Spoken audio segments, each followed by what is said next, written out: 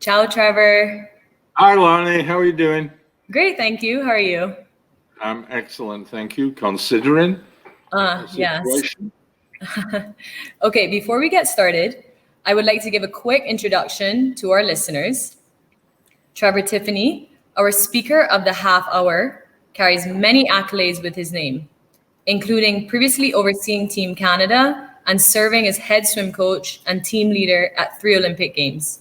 Trevor, as I'm sure our viewers are already aware, your extensive experience and knowledge in the world of swimming is more than credible. So, with that being said, let's get started. Well, listen, I mean, it's crazy times at present. So, today was the fourth day of the U.S. Olympic trials. So, we're supposed to be in Omaha watching the U.S. Olympic trials. And in fact, we are hosting a party for the coaches tonight. So, may have saved us some money, but lacked a big experience. I mean, crazy things all over the world. Lonnie, today I just saw on the news that Adam Peaty is getting quite upset that they've opened the pubs, but they haven't opened any sports centres yet in the UK. So the swimming pools are still not open. People can't swim, which I mean is part of what we're presenting today. So good. Great. So usually when you think of swimming pools, there's this idea of huge expenses. Today, we want to dive into some alternate options. So first, can we chat about maybe municipality or community pools where there's the hope for a pool in an area that can not only benefit competitive swimmers, but also a touristic attraction or something of that sort? Well, I think, Australia really started this movement when they built the pools in the ocean. So this shot is the Iceberg Swim Club on Bondi Beach in Sydney, which is a private club. But unfortunately, even though they built this private club, the government closed any swimming pools. So they wouldn't even let the private club swim. However, we did build a pool 2 years ago in Colorado Springs for a private club, and they managed to stay open throughout the crisis by employing safe distancing and following other types of rules. So following the regulations, to have a pool open throughout the crisis, but first you need to really have your own pools. In Europe, there's many other types of pools like the Australian example, where they're building pools in the ocean or in the harbor. So Denmark have some great examples, and Denmark are very progressive in terms of swimming, as you've seen from their swim team, especially the girls over the last few years. And they've built pools like this in the harbor in several locations. And other countries around the Mediterranean as well have copied suit and built pools in a suitable location. Yeah, wow. And if something like this isn't a possibility, but you have the idea of a lake or an open water space, like, can we explore the options for countries maybe with no pool access, but water or lake access and no funds or very limited funds? Well, certainly in the case of swim camps, this is Camp Accomack or Chicopee in Northern Ontario. They built their own bulkheads, which they put in the lake and then put their racing lanes in. So they have a 50-meter pool in the lake, which they were able to use, they're using now. Unfortunately, they also banned, excuse me, let's just get rid of a business Skype call. We take precedence, Trevor. We're still a business, even though we're not allowed to travel. We still have business going. So, Kevin, if you're watching, tell Kelvin he can watch the live. Tune in to Myrtha Pools Facebook. Yeah, so you've got the option of building your own bulkheads and putting it in a suitable water location, in a lake, in the ocean. But nowadays, they're manufacturing these docks with fabulous bulkhead opportunities. So you could build something like this and create your own bulkhead. You can even create your own pool. When we ran the Montreal World Championships, you see that the part in gray there is a floating deck, because this was a great big leisure pool with a 50-meter aspect to it. And so that it could be used as the warm-up pool, we built this deck for the athletes. You'll see the people in the stands on the right in the main competition pool. But this deck was to host people during warm-ups and allow people to access the training venue safely and so on. Stuff. Wow. Okay, This type of situation opens up many possibilities. Yeah. You can, in fact, build your own pool out of these pontoons. Here in these videos we see. Here's an example of the same pontoons that we use being used to create their own pool in the inland waterway. And you see it comes with fencing, it comes with stairs in and out of the pool. Yeah. So no excuse if you've got access to water not to be able to create your own environment for training during the next crisis. Yeah. Or the extended crisis if it carries on. So there are many opportunities, and individuals, of course, they've made up their own way of training. You know, starting, let's say, in backyard pools, right? Because swimmers have continued swimming in backyard pools. Is one of the Canadian national team members swimming in her backyard pool. It's not a suitable one too much for training, 3 strokes, but at least she's working on her flip turns. Good, should be good flip turner by the time she's finished training on these. Yeah. And she's inventive. She's also put her weight system at the end of the power pool. tower. Yeah, and doing some sprint training with weights. So, you can invent your own way of doing it. And if you travel the internet, you'll see that some swimmers have gone one stage further and they've built their own backyard pool. A provisional backyard pool. Incredible. Pool. So a stretch cord can allow you to do many things. Yeah. There's no excuse for anyone not building their own water. You see that if you check the internet, you'll see that there's been many of these indoor, outdoor, in the garage, right? Yeah. So the opportunity to continue swimming, although not great, but you're swimming. Yeah. Right. So there's no excuse next time to not have a situation where you can go and swim. Perfect. Okay, so moving on now to the idea of receiving funding. Maybe not millions of dollars, but if there's a possibility of raising somewhere between 30 to 50K, how can this then really kind of enhance your options?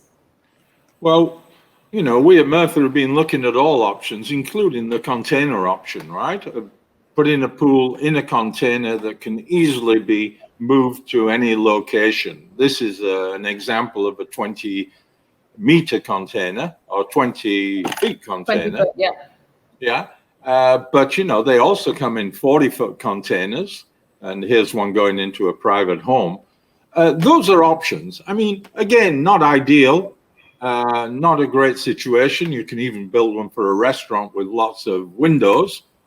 But if you combine that container with, let's say, an endless pool system, so the motor from an endless pool, then you've got a really neat situation to be able to continue swimming. So these come in around the 30 to 60,000 range, depending on additions that you add to the program. But these are real good considerations for swim clubs, for coaches, right? So it's really a suitable method when you can't get in the pool. Yeah. But also good for underwater videos, good for training, good for stroke technique, and so on. And for competitive swimmers too, there's also the option to have your coach kind of right there to kind of go through the stroke with you too. Yes, and with competitive swimmers, the endless pool system allows you to have the flow of water creating up to a 50 plus second 100 meters. So that's crazy speed. Yeah. It allows tremendous variation in the speed depending on the model that is chosen. Now, a very good system, good for underwater stroke techniques and so on. We like it a lot, and we of course have created our own Myrtha system using the endless pool system as well. So great. And Trevor, I just want to send a message to our viewers at the moment. If anyone has any comments or questions, feel free to place them in the chat. We'll address them as we go through the discussion. Okay. Back to you, Trevor. Myrtha is well known for our involvement in the Olympics, World Championships, very high level competition. But can you talk about a few other possibilities that we can offer, especially with like a bigger funding bracket, maybe around the 100K mark? Well, probably most viewers don't know that we have a full range of swimming pools and accessories at Myrtha. So the $1 million pools that we're building, let's say for municipalities and so on, are fine. But this is an example of the learn to swim pools that we've created for water babies. And water babies are a learn to swim franchise that are expanding around the world. We've actually built a couple of dozen of these pools in China for them. These are Myrtha pools that fall below the 50,000 bracket, right? So if depending on the size of the pool, we can usually meet any budget.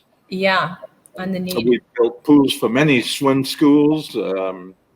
Again, in the lower range, below the 50,000 type bracket, but we also,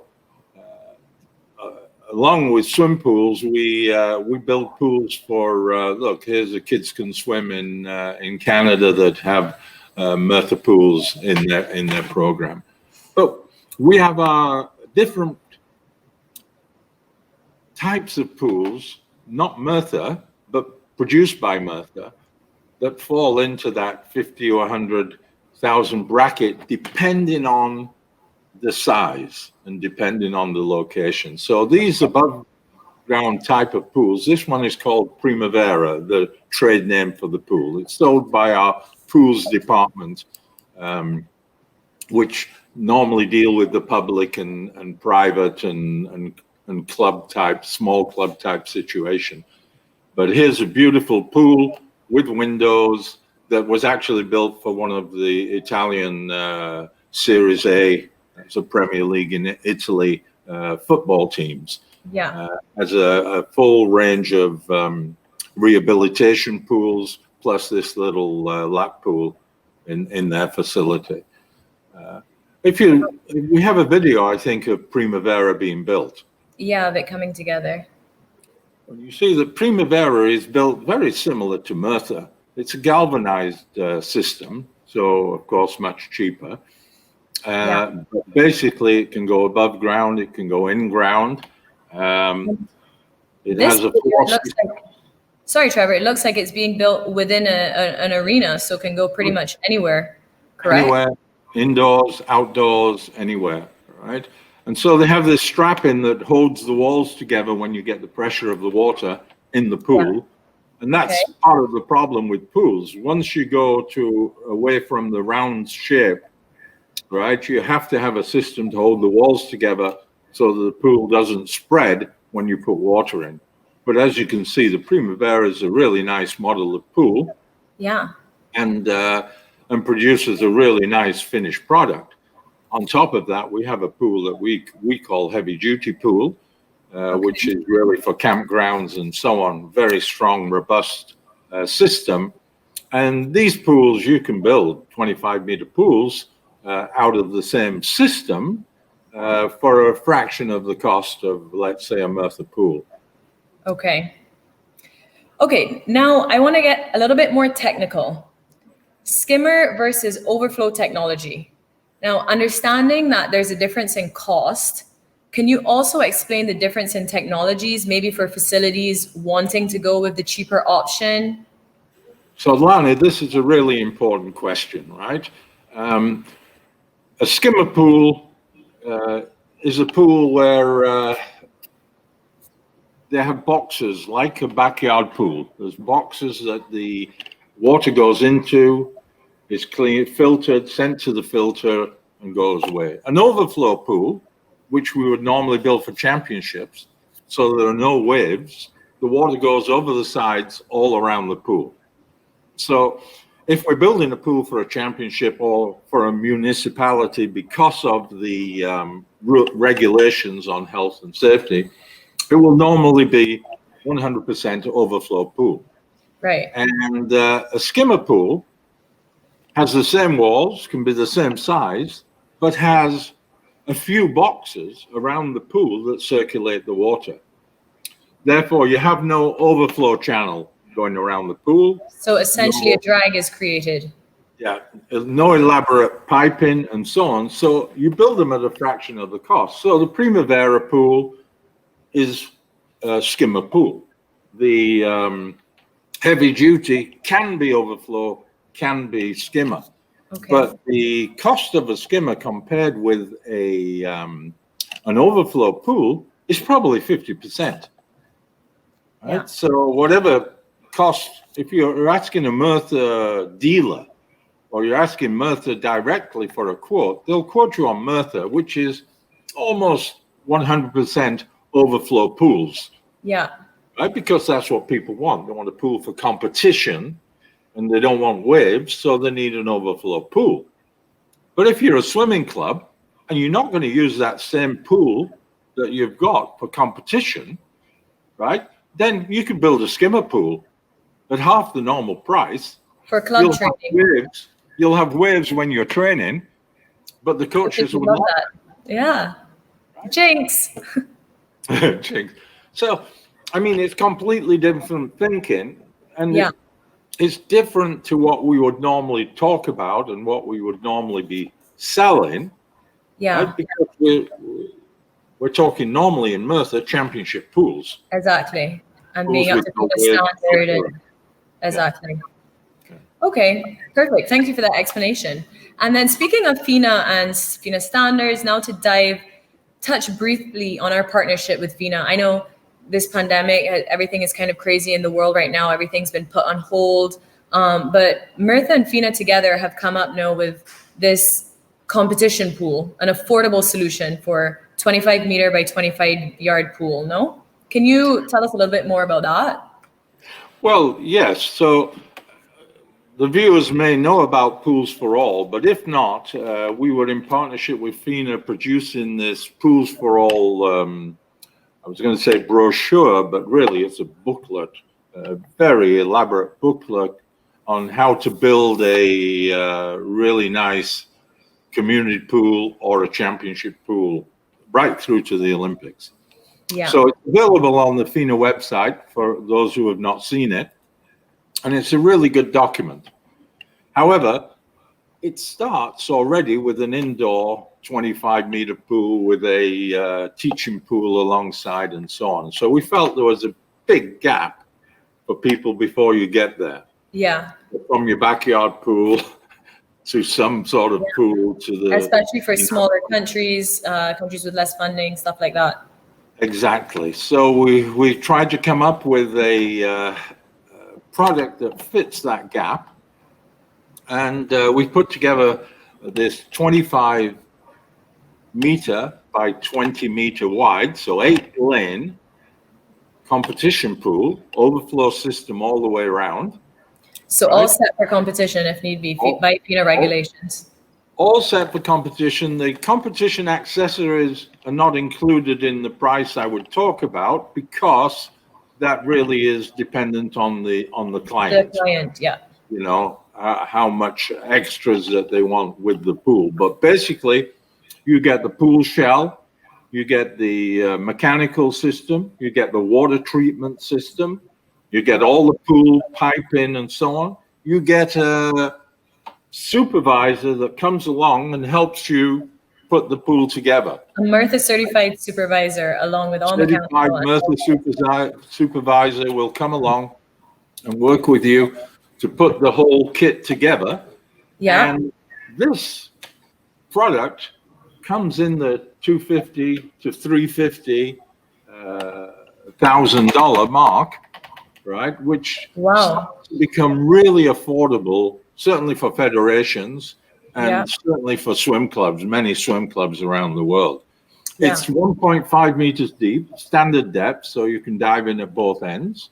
Yeah. For those who want different depths, then there's, of course, it becomes a completely different proposal. So this is just a little package one. Like a kit, kind of in a box. Pool in a box. Yes. Yeah. Pool in a big box.